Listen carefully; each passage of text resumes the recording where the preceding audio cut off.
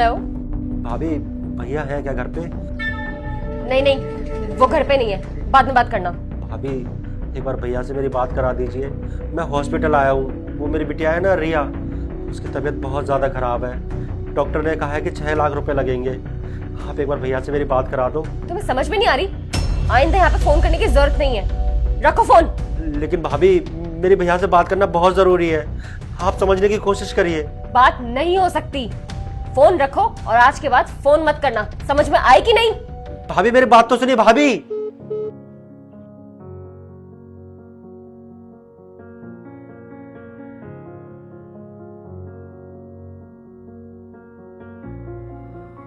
क्या हुआ?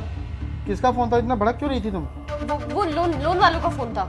फोन कर करके परेशान कर देते हैं, इसलिए धमकाना पड़ता है उन्हें। परेशान क्यों थी? आ जाओ मूवी देखते हैं। आपको पता है भैया, मैं आपके घर भी आया था आपसे मिलने के लिए, लेकिन भाभी ने मुझे घर से धक्के मारकर भगाया। पूछिए ना आप इनसे, ये चुप क्यों खड़ी है अब? और आप भूल गए हैं भैया, जब आप इस शहर में आए थे ना, तो मैंने अपनी जमीन बेचकर आपको पैसे दिए थे ताकि आप शहर में आकर अपना काम शुरू कर सके।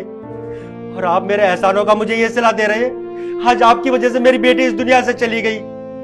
मुझे तो लगा था कि मेरी हर दुख परेशानी में मेरे भैया मेरे साथ खड़े रहेंगे, पर मुझे क्या पता था कि मेरे भैया तो अपनी बीवी के पल्लू से बंधे हुए हैं। श्री, ये क्या सुन रहा हूं मैं?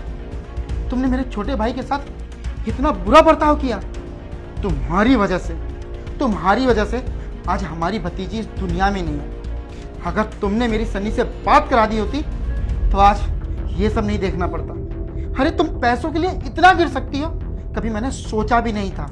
तुम्हें अपने परिवार से तो प्यार है नहीं, और तुमने हम दोनों भाइयों के बीच में इतनी बड़ी मिसअंडरस्टैंडिंग करा दी। तुम्हें पैसे से प्यार है ना? याद रखना, एक दिन ऐसा आएगा तुम्हारे पास पैसा तो होगा, लेकिन कोई अपना कहने वाला नहीं होगा। सन्नी मेरे भाई, मुझे नहीं पता था हमारी गुड़िया के साथ ये सब कुछ हो गया। अगर मुझे पता होता ना तो मैं अपने कदम कभी पीछे नहीं करता। मुझे माफ कर दे। रहने दीजिए भैया, अब ये माफी मांगने का कोई फायदा नहीं है। मेरी बेटी तो इस दुनिया से चली गई ना, मेरा संसार तो उजड़ गया। खैर, आप अपनी पत्नी के साथ खुश रहिए। मैं दोबारा कभी आपको परेशान करने नहीं आऊंगा।